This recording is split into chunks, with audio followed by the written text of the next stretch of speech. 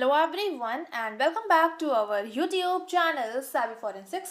So friends, आज के इस वीडियो में हम बात करने वाले हैं कुछ क्वेश्चंस के बारे में और ये क्वेश्चंस आपके क्वेश्चन डॉक्यूमेंट्स में जो आपके कुछ इंपॉर्टेंट सेक्शंस हैं जो आईपीसी से रिलेटेड हैं और कुछ 4 डॉक्यूमेंट्स होते हैं तो काफ़ी सारे मिसलेनियस क्वेश्चंस जो कि आपके डॉक्यूमेंट्स में आ सकते हैं उनके बारे में हम डिस्कस करने वाले हैं और ये आपका क्वेश्चन डॉक्यूमेंट के एमसीक्यूज का 4th पार्ट होने वाला है। तो जल्दी से स्टार्ट कर लेते हैं और हमेशा की तरह आज के इस वीडियो में भी हम टोटल 10 क्वेश्चंस को डिस्कस करेंगे, जिसमें से पहला क्वेश्चन आपके सामने यहाँ पर पूछा गया है, which section of IPC is related to counterfeiting currency notes और बैंक नोट्स।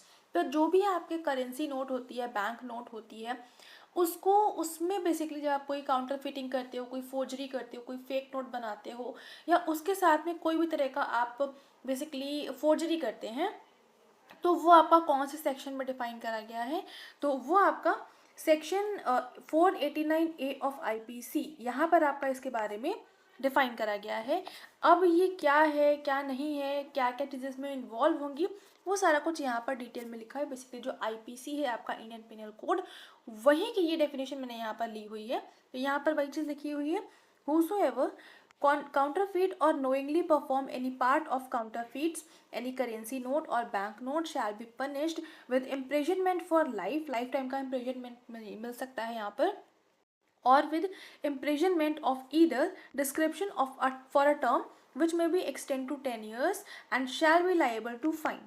तो यहाँ पर कुछ आपको फाइन भी देना पड़ेगा, लाइफ टाइम के लिए भी imprisonment हो सकता है, मैक्सिमम 10 ईयर्स तक भी एक्सटेंड हो सकता है। उसके अलावा बेसिकली डिपेंड करता है कि किस तरह की यहाँ पर आप काउंटर फिटिंग कर रहे हैं, क्या पर्पस था, क्या मोटिव था, तो वो सारी चीज़ें यहाँ पर डिपेंड करती हैं। ठीक है, बट इंपॉर्टेंट ये है कि काउंटर फिटिंग आप कर रहे हो, चाहे वो जानबूझ के करो चाहे गलती से करो, जहाँ पर आपका डायरेक्ट इन्वॉल्वमेंट ना हो, बट हाँ कहीं ना कहीं से आप उसमें इन्वॉल्व हो रहे हो, तो वहाँ पर आपका काउंटर फिटिंग नोट हो रही है, counter fitting of bank notes हो रही है, तो वहाँ पर आपका सेक्शन 489A लग जाता है आईपीसी का। अभी आगे चलते हैं क्वेश्चन नंबर 2 की तरफ। यहाँ पर पूछा गया है, the note forgery section and footprint section of CID were established in which year respectively.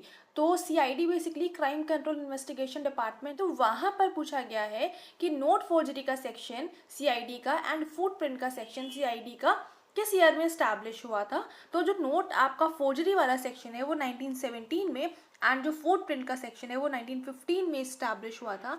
तो करेक्ट आंसर हो जाएगा ऑप्शन नंबर ए। अभी यहाँ पर वही चीज़ लिखी भी हुई है कि जो आपका 1917 है वहाँ पर फोर्जरी का सेक्शन सेटअप करा गया था under CID government of Bengal था, एंड 1915 में जो आपका फुटप्रिंट सेक्शन है सीआईडी में उसका एस्टैब्लिशमेंट किया गया था, जो कि हेल्प कर रहा था पुलिस को कि जितने भी क्रिमिनल्स हैं उनको आइडेंटिफाई कर पाए, उनके जो फुटप्रिंट्स कलेक्ट हो रहे हैं क्राइम सीन पर उनका एग्जामिनेशन करते हुए। ठीक है, अभी आगे चलते हैं नेक्स्ट क्वेश्चन की तरफ। यहाँ पर पूछा गया है, which of the following is the oldest form of ink. तो ओल्डेस्ट फॉर्म कौन सी है इंक की, तो वो आपकी आ जाएगी कार्बन इंक। जो कार्बन इंक है वो आपकी बहुत पुराने टाइम की इंक है, क्योंकि वो बहुत बेसिक है। कार्बन इंक बेसिकली जो कार्बन ब्लैक होता है, जब जो आपका ब्लैक कलर का प्रोडक्ट निकलता है, जब कोई भी चीज़ को आप बर्न करते हो, बेसिकली जैसे कैंडल आप जलाते हो तो उसके ऊपर आप कुछ रख दो तो ब्लैक ब्लैक कलर का कुछ आपका कलेक्शन हो जाता है, तो वो जो कलेक्शन होता है वही आपका होता है कार्बन।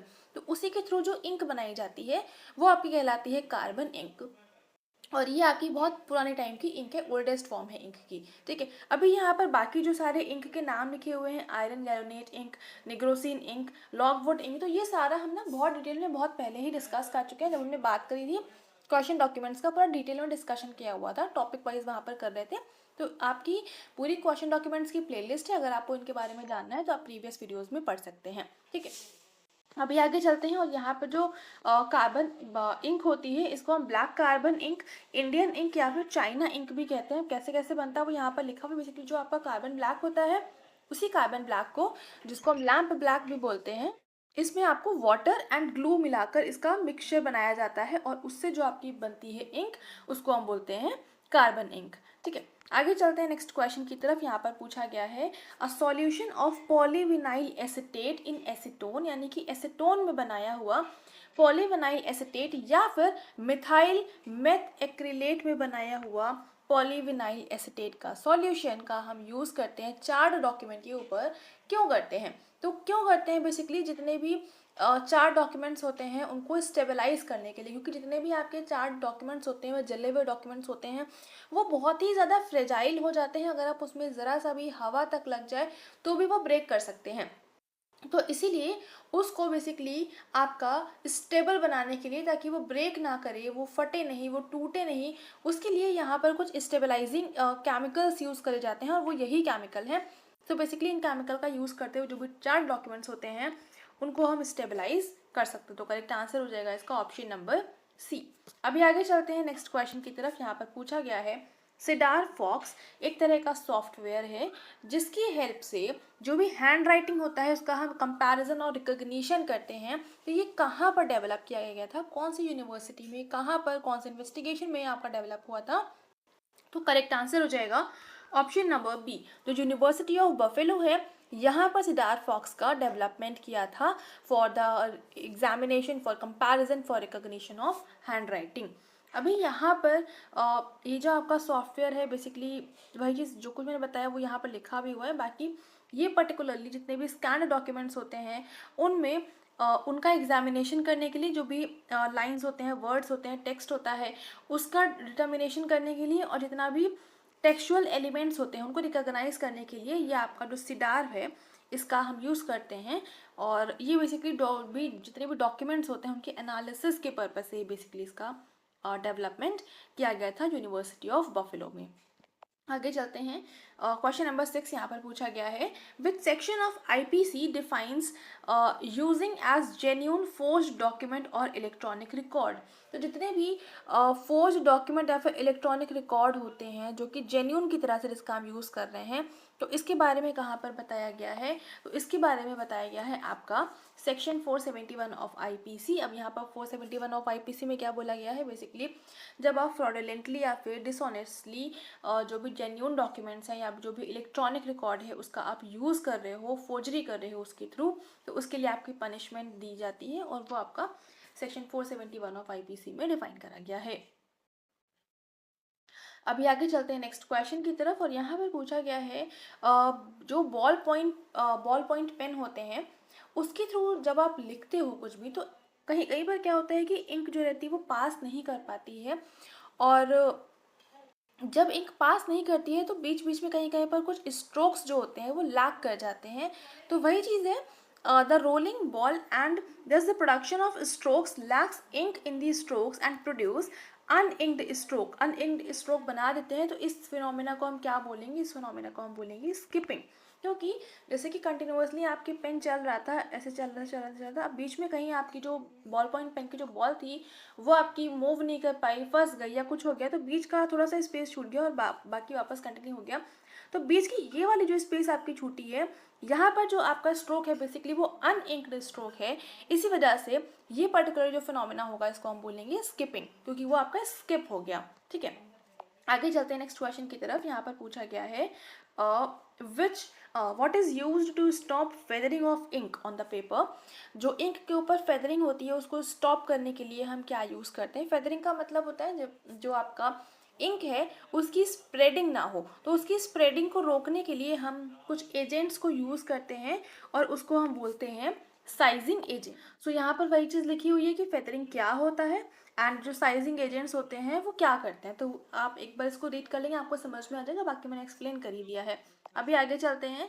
यहाँ पर आपका नेक्स्ट क्वेश्चन यहाँ पर पूछा गया है जो न्यूज़पेपर्स होते हैं इनको किस प्रोसेस के थ्रू बनाया जाता है? तो न्यूज़पेपर्स को बनाने के लिए हम मैकेनिकल मेथड को यूज़ करते हैं। मैकेनिकल मेथड क्या होता है वो यहाँ पर लिखा हुआ है।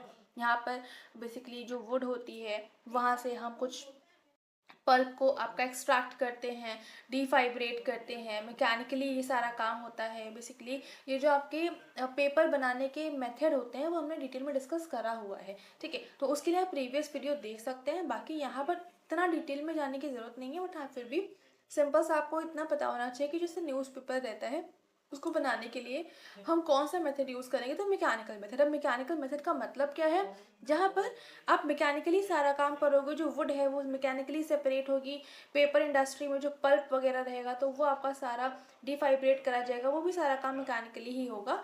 और यहाँ पर जो वुड के लॉग्स होते हैं, चिप्स होते हैं, मतलब चिप्स करनी होती है, ग्राइंडिंग करनी होती है स्टोन्स की, तो वो सारा काम रहता है जिससे धीरे धीरे करके आप फाइबर्स को सेपरेट करोगे और उन फाइबर्स के थ्रू हम किसी भी पेपर को प्रिपेयर करते हैं, बनाते हैं। तो ये आपका रहता है मैकेनिकल मेथड।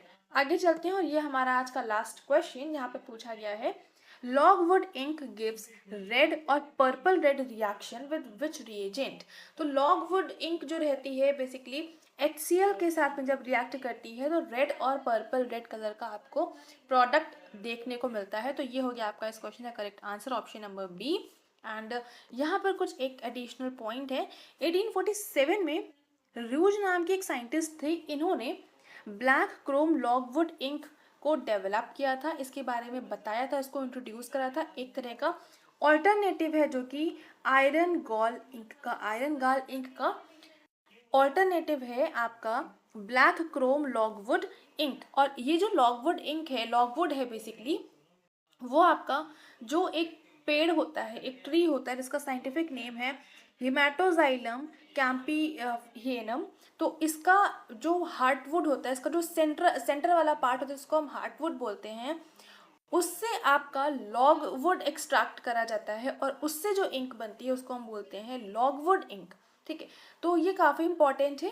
अब यहाँ पर बेसिकली जो हिमेटोजाइलिन होता है, ये आपका इसका काफ़ी इंपॉर्टेंट सोर्स हो जाता है, जिसके थ्रू आप ये इंक को बनाते हो। ठीक है, तो ये हो गया आपका इस टोटल 10 क्वेश्चंस। उम्मीद करती हूँ सारे क्वेश्चंस आपको समझ में आ गए होंगे, बट फिर भी कोई क्वेश्चन है, कोई क्वेरी है तो आप लोग पूछ सकते हैं। बाकी यहाँ पर आपके सामने सारे लिंक अवेलेबल है, वेबसाइट है, टेलीग्राम है, फेसबुक है, इंस्टाग्राम है, सारा कुछ अवेलेबल है, आपके स्टडी पर्पज से ही सब कुछ है। तो जहाँ पर भी आप जाना चाहें वहाँ जा सकते हैं। उसके अलावा ये पर्टिकुलर जो क्वेश्चंस थे, ये सारी जो PDF है वो आपको हमारे वेबसाइट पर मिल जाएगी, तो वहाँ से जाकर आप इसको एक्सेस कर सकते हैं।